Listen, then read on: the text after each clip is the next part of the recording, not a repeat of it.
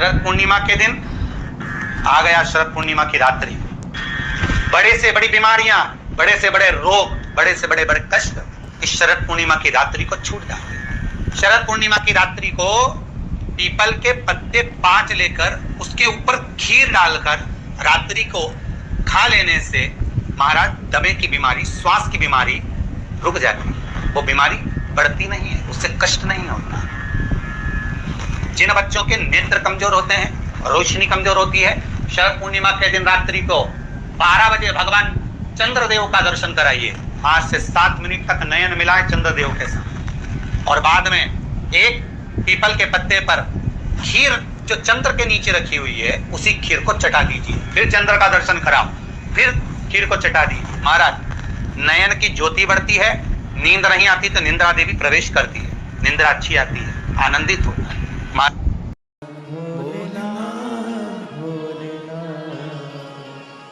भोलेनाथ भोलेनाथ भोलेनाथ। कौन जाना, किसने जाना? यशोदा जी के दरवाजे पर आकर अलख जगा रहे हैं। नगर में जोगी आया, भेद कोई समझ न पाया, यशोदा की आया। कौन?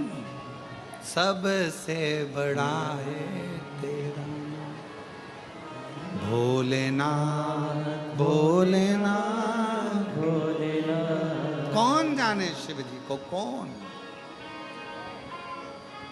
हमारी पूरी जिंदगी निकल गई।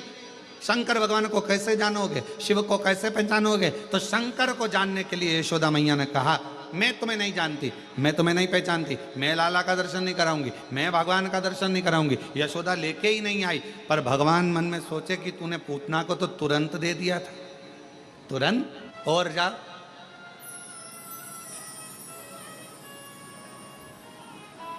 पार्वती जी ऊपर बैठे बैठे खूब हंस रही, खूब ठाका लगा लगा के हंस रही।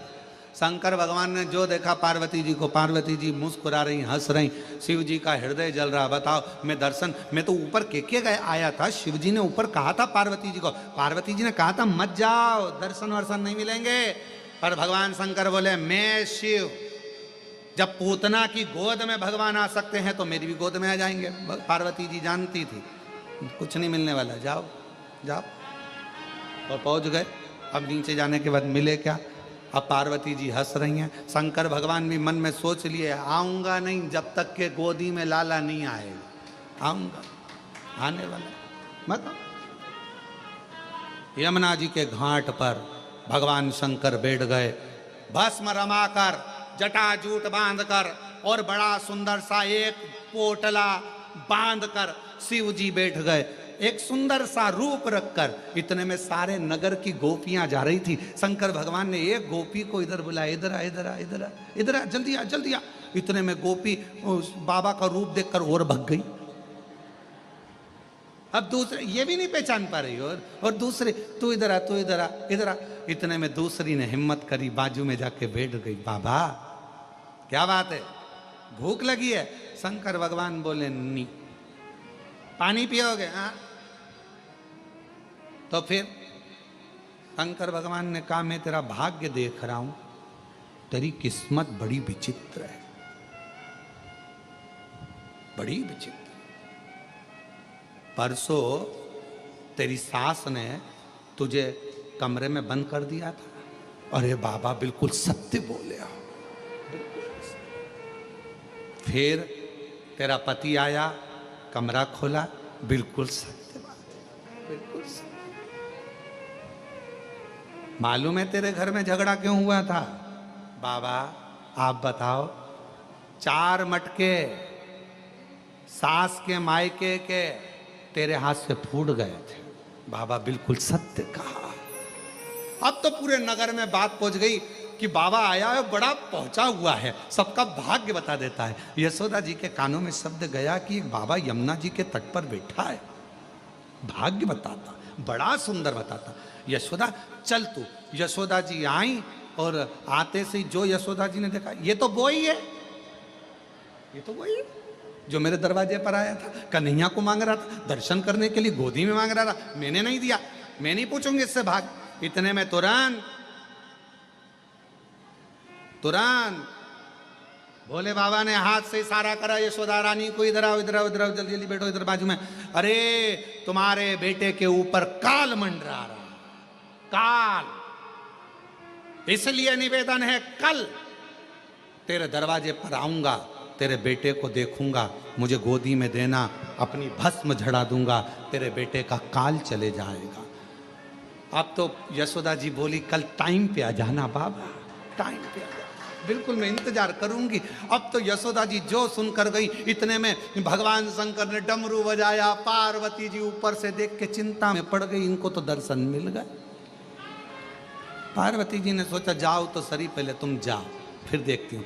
और इतने में बाबा तो सुबह तैयार होकर चले और माँ पार्वती जी ने बड़ी सी बिंदी लगाकर, एक बूढ़ी का रूप रखकर, होठों पे लाली, सुंदर सा गजरा, हाथ में चूड़ा, पांव पे जनिया, कमर कर धनिया, सुंदर लहंगा और चुंदड़ी ओढ़कर यशोदा जी डंडा टेकती टेकती यशोदा जी के पास में एक बूढ़ी का रूप रखकर पार्वती जी आ गई।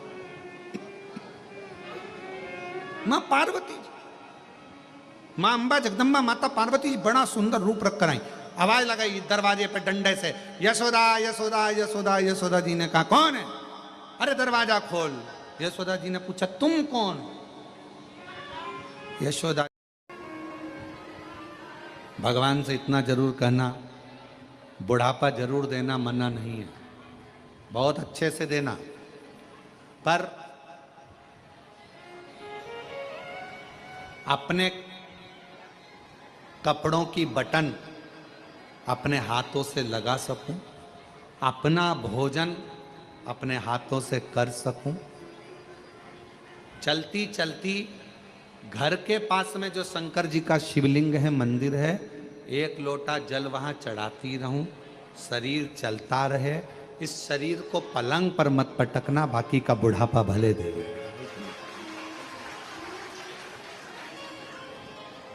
और अंत समय प्रभु आना पड़ेगा, वचन दिया तो निभाना पड़ेगा। अंत समय प्रभु आना पड़ेगा, वचन दिया तो निभाना पड़ेगा। हमसे कई लोग कहते हैं कि गुरुजी आप एक ही लाइन इतने साल से भजन भी आपके वही की वही, आप भी बोलो, हम जितना भजन गाएं उतना आप भी गाओ, क्योंकि इस लाइन में केवल शब्द नहीं छुपा है, इस लाइन में अपने दिल का परमात्मा से कहने का भाव छुपा। अंत समय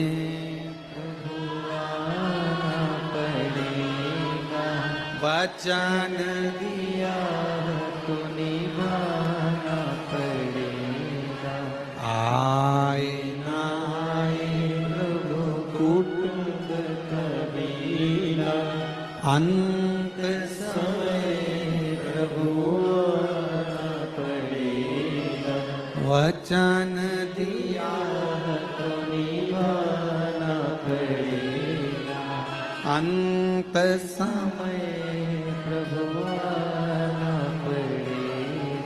भगवान अंत समय में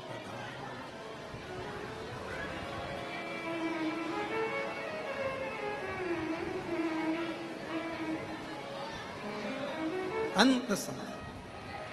बुढ़ापा बुरा नहीं है, लोग भले कहें कि बुढ़ापा बुरा, पर बुढ़ापा बुरा नहीं, श्रेष्ठ।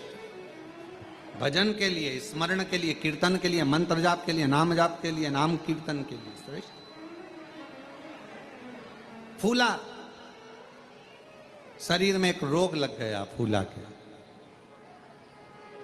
इस कथा को सुनने के बाद कई लोग प्रश्न किए, पहले भी एक बार ये कथा कही फूला की, तो कई लोगों ने कहा कि फूला जब इतना महाकाल बाबा का भक्त था, दर्शन करता था, प्रदोष को जाता था, फिर तो शरीर में रोग होना ही नहीं था। पर शिव महापुराण की कथा कहती है, आप कितने बड़े संत बन जाओ, आप कितने बड़े साधु बन जाओ, आप कितने बड़े सन्यासी बन जाओ, आप कितने बड़े तपस्वी बन जाओ, आप कितने बड़े वक्ता बन जाओ, आप कितने बड़े कथाकार बन जाओ, चाहे आप कितने अच्छे भी गृहस्थी बन जाओ, चाहे आप दुनिया में आकर कितने भी सन्यासी तपस्वी और कितना भी भगवान का भजन कर लो, पर तुम्हारे पूर्व का जो प्रारब्ध है, पूर्व का जो कर्म है, उसका भोग तो मनुष्य के शरीर में संत हो इंसान हो सबको भोगना ही पड़ता है, सबको भोग। बीमारी आई, अब लोग कहें कि फूला ने तो इतना महाकाल का दर्शन किया, फिर फूला के शरीर पर रोग क्यों आ गया? पूर्व का कर्म का भोग मनुष्य को मानव शरीर में आकर भोगना पड़ता है।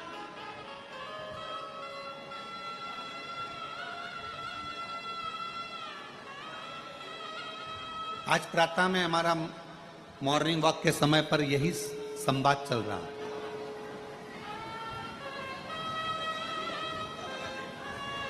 आज सुबह मॉर्निंग वॉक के समय पर हम हमारे साथ में जो रहे सब लोग, उनके साथ में हम यही चर्चा करें कि कोई पिछले जन्म के अच्छे कर्म मुझे बाबा तेरा साथ मिला, कोई पिछले जन्म के एक अलग से ऊर्जा अपने अंदर एकत्रित होगी अंदर।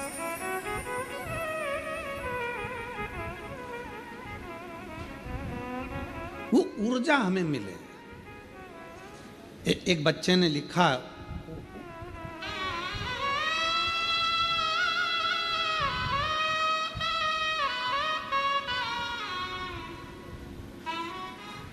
उसने अपने दिल की बात लिखी है, अन्यथा न लीजिएगा, ठीक है? कोई अपने अवगुण को जब किसी के सामने, गुण तो सब बताते हैं, अवगुण कौन बताता है? पर कोई अपने अगर अवगुण को बताता है तो उसको श्रेष्ठ मानना चाहिए कि उसने अपने अवगुण गिने।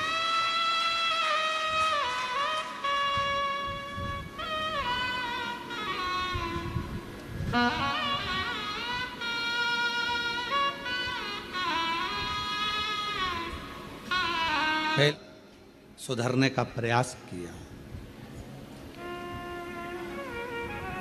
मेरी उम्र 20 साल है। पत्र ना दिखाइए, आस्था चैनल पर पत्र हम नहीं पढ़ाएंगे, ठीक है? बोल रहे हैं, आप उसको स्वीकार करें। मेरी उम्र 20 साल है। मैं जिला बालाघाट का रहने वाला हूँ। नाम नहीं लिख रहा हूँ। हम उनसे कहेंगे आप खड़े भी मत हो, ठीक है? आप अपनी जगह पर बैठे रहो। मैं बालाघाट का रहने वाला हूँ। मेरी उम्र 20 साल है और मैं अपना नाम नहीं लिख रहा हूँ। श्री शिवाय नमस्तुभ्यम गुरुदेव। सबसे पहले कुबेर भंडारी के चरणों को नमन करता हूँ, व्यासपीठ को नमन करता हूँ। मैं जब 11th क्लास में था, कुछ गलत दोस्तों के कारण, उनकी गलत बातों में मेरे द्वारा कुछ गलत कार्य हो गया, जिस कारण मेरी तबीयत खराब हो गई और मुझे एक गुप्त रोग हो गया। और वो गुप्त रोग ऐसा बढ़ गया कि मेरा इलाज कहीं पर भी नहीं हो सकता। जब वो इलाज कहीं पर नहीं हो सकता, बढ़ गया, घर के लोगों को बताऊं तो क्या बताऊं, फिर भी घर के लोगों ने खूब इलाज करवाया, खूब करवाया। कुछ समझ में नहीं आया, हल नहीं निकल रहा था उस रोग का। तब मेरी चाची जी रहती हैं, उन्होंने कहा कि सियोर वाला बाबा कथा करता है और ऐसा सुना है कि कथा में औषधि के रूप में वो कथा होती है। अगर व्यक्ति सुने तो भी वो ठीक हो सकता, उसका रोग मिट सकता। मेरी चाची के कहने पर मैंने चुपचाप से मोबाइल में आपकी कथा सुनी। कथा में आपने कहा कि कोई भी तकलीफ हो तो हिम्मत मत हारो। बीमारी आ गई ना, हिम्मत ना हारना। तकलीफ आ गई ना, हिम्मत ना हारना। कष्ट आया है, हिम्मत मत हारना। मंदिर जाना चालू करो। मैंने आपकी कथा सुनकर शिव जी के मंदिर जाना प्रारंभ करा। झाड़ू लगाता, पोछा लगाता, पर मन गवारा नहीं होता। क्योंकि बीमारी ऐसी थी, मन गंवा रहा। क्या करूं मैं? पूरी चित्तवृत्ति गड़बड़ हो गई, पूरी चित्तवृत्ति। मन मंदिर में भी नहीं लगता, पढ़ाई में भी नहीं लगता। 3 साल निकल गए, पर 3 साल गुरुजी मैंने जो पूर्व के 3 साल निकाले, मेरी जिंदगी के शायद नरक जैसे। उस बीमारी के चलते सब दूर हटें, उस बीमारी के चलते कोई स्वीकार ना करे, पर शिव के मंदिर नहीं छोड़ा। अब कथा सुनने लगा टीवी पर तो भी लोग ताना देते, पर आप कहते हो ना हिम्मत मत हारना, बाबा साथ देता है, तो चिंता मत करना। मैंने बाबा का खूब झाड़ू पोछा करा और बाबा की सेवा करी, और बाबा ने ऐसी कृपा करी कि अब मेरा मन पढ़ने में लगने लगा, और बाबा की कृपा से मैं पढ़ाई करना प्रारंभ कर दिया। जब मेरा मन पढ़ाई में लगने लगा, धीरे धीरे धीरे धीरे जब जांचें चलना चालू हुई, तो बाबा की कृपा से मैं ठीक होना भी प्रारंभ हो गया। शिव की उदार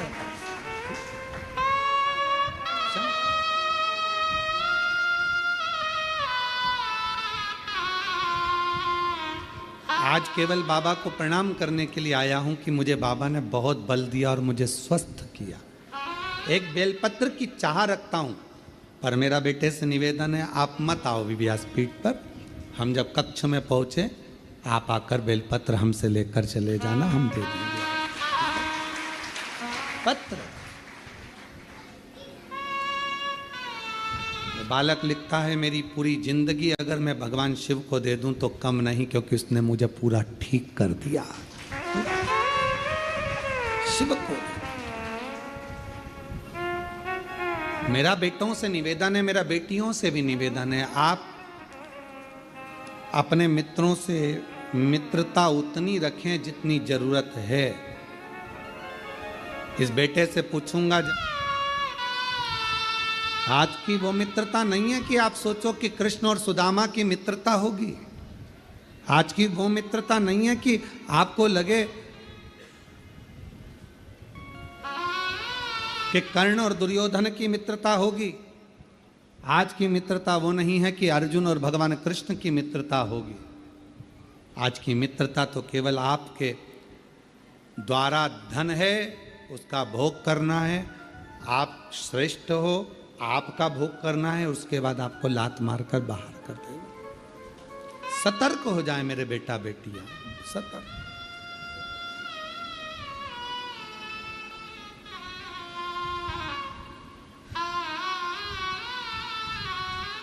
सतर्क।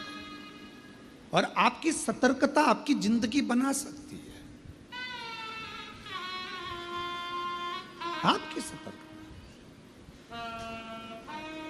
क्या पढ़ा है बजरंग दल को, क्या पढ़ा है विश्व हिंदू परिषद को, क्या पढ़ा है संघ को, क्या पढ़ा है सनातन को, कि हर गर्वे के दरवाजे पर उन्होंने आपको सुरक्षित रखने का प्रयास किया। हर गरवे के दरवाजे पर, हर गरबा पंडाल में वो आपको मैसेज डाल रहे हैं, बैनर लगा रहे हैं, आप सुरक्षित रहे। उनको क्या पड़ रहा है? केवल इसलिए कि आप किसी गलत के हाथ ना आ जाओ और तुम्हारे टुकड़े फ्रिज में या अटैची में मिले, ये वो नहीं चाहते। तुम्हारे टुकड़े फ्रिज में या अटैची में मिले, ये वो नहीं चाहते। उनको कुछ नहीं पड़ रहा, फिर भी आपके लिए झगड़ रहे हैं, आपके लिए लड़ रहे हैं, आगे बढ़ रहे हैं कि आप सुरक्षित रहें, आपकी रक्षा हो।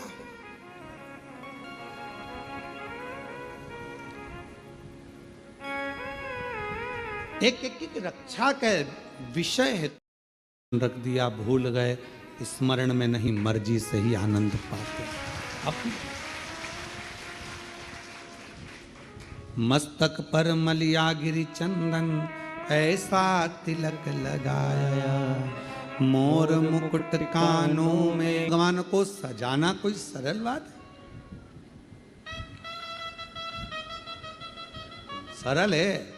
बहुत कठिन, बहुत कठिन। सब देवता हार गए, श्रृंगार नहीं कर पाए। सावन के महीने में श्रृंगार कर रहे हैं, आप शिवरात्रि पे शंकर भगवान के मंदिर में श्रृंगार कर रहे हैं। मंदिर के लोगों में आपको सूचना दी कि मंदिर का श्रृंगार करना है, मंदिर में तैयारी करना है, तो आप अपने आप को किस्मत वाला समझना कि भोलेनाथ अपना श्रृंगार तुमसे करवा रहे हैं।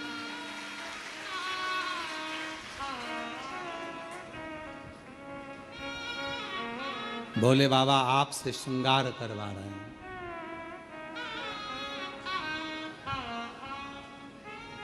भगवान शिव जी ने अपना श्रृंगार भगवान विष्णु से नहीं करवाया, ब्रह्मा जी नहीं कर पाए, इंद्र नहीं कर पाए, गरुण वरुण नहीं कर पाए, भगवान शंकर का श्रृंगार कोई नहीं कर पाया। और अगर आप शिव जी के मंदिर में जाकर श्रृंगार कर रहे हो, सावन के महीने में शंकर भगवान को सजा रहे हो, आप शिवरात्रि पर भगवान शंकर का श्रृंगार कर रहे हो, तो समझ लेना कि भगवान शंकर जब नारायण जी से नहीं करवाए, ब्रह्मा जी से नहीं करवाए, तो तुम कितने शिव जी के प्रिय हो गए जो तुमसे भगवान श्रृंगार करवाए, तुमसे करवाए।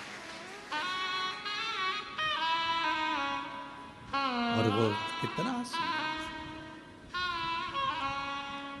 मस्तक पर मलिया गिरी चंदन ऐसा तिलक लगाया।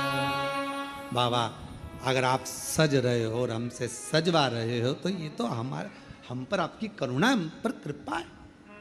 पर किसी किसी को अहंकार आ जाता है, मंदिर में तैयार करते करते किसी किसी को अभिमान आ जाता है, अगर मैं मंदिर नहीं गया तो श्रृंगार नहीं होगा। कई कई माताएं नहीं कह देती, मैं मर गई ना उस दिन मालूम पड़ेगा, तो मर जा। अभी देख लेते, ऐसे मरने से काम नहीं चलेगा। मैं अगर दुकान नहीं गया तो दुकान नहीं चलेगी, मैंने ये काम नहीं किया तो मेरा ये नहीं होगा, मेरा ये काम नहीं हुआ। अरे भाई, कई लोग कहते गौतम मैं हूं जो मंदिर में श्रृंगार कर देता हूं, सावन के महीने में मैंने कैसा श्रृंगार करा, शंकर जी को कैसा सजाया, मंदिर में रंगोली मैंने डाली, मंदिर में ये काम मैंने करा, गौतम मैं हूं जो श्रृंगार कर रहा हूं, मैंने करा। अरे भाई, भगवान नारायण से नहीं करवा पाए, ब्रह्मा जी से नहीं करवाए, इंद्र से नहीं करवाए, तेर से करवा रहे हैं। समझ लेना कि तू भगवान के करीब है, अहंकार मत आने देना, अभिमत्ता नहीं आने देना, अहमता में मत फूल जाना। तेरे से करवा रहे, तेरे से महकता रहे। ब्रह्मा जी से नहीं हुआ श्रृंगार, भगवान विष्णु जी से नहीं हुआ श्रृंगार किसी से। तब भोलेनाथ जी से पूछा कि अब क्या होगा, क्या करें। शंकर भगवान बोले काल भैरव को बुला लो, इससे जोरदार ब्यूटी पार्लर कोई नहीं जानता। अब काल भैरव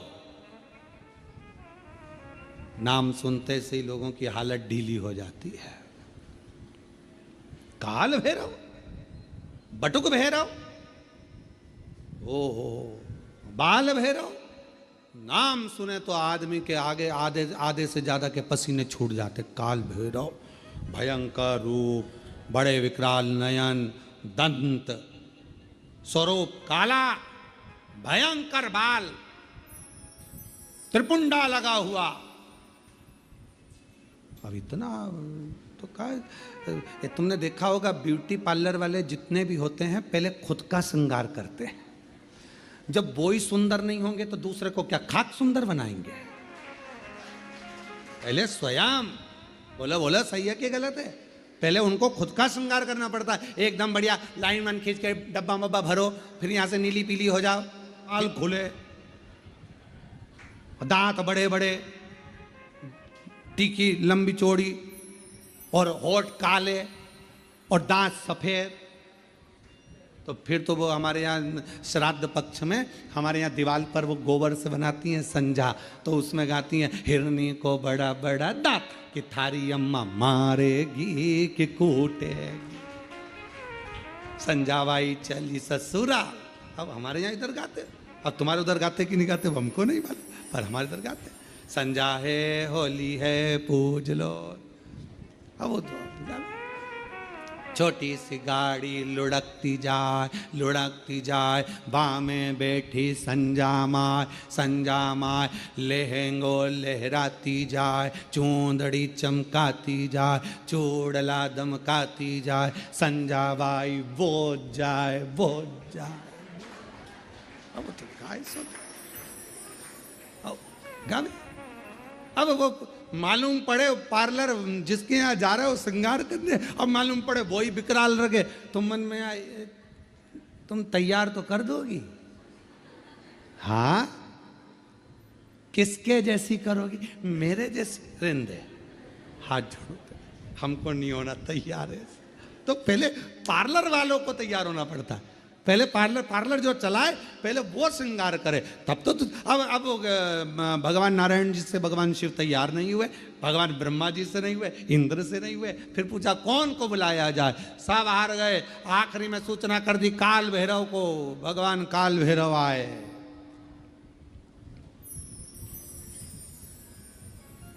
काल भैरव,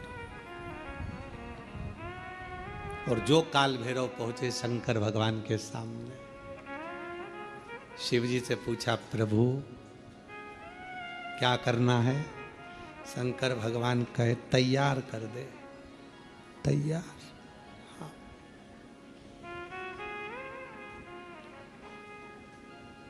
काल भैरव ने अपने गणों को बुलाया, जाओ शमशान। भगवान विष्णु मन में सोचे शमशान से क्या लाएंगे, जाओ शमशान, राख उठा लाओ। लक्ष्मी जी ने नारायण भगवान से कहा हो गया तैयार, हो गया। अब राख लपेटने से कोई दूल्हा तैयार। अरे भाई पूरी जिंदगी लपेटो, पर शादी में तो अच्छे से डेंटिंग पेंटिंग करके बढ़िया अच्छे से तो रहो।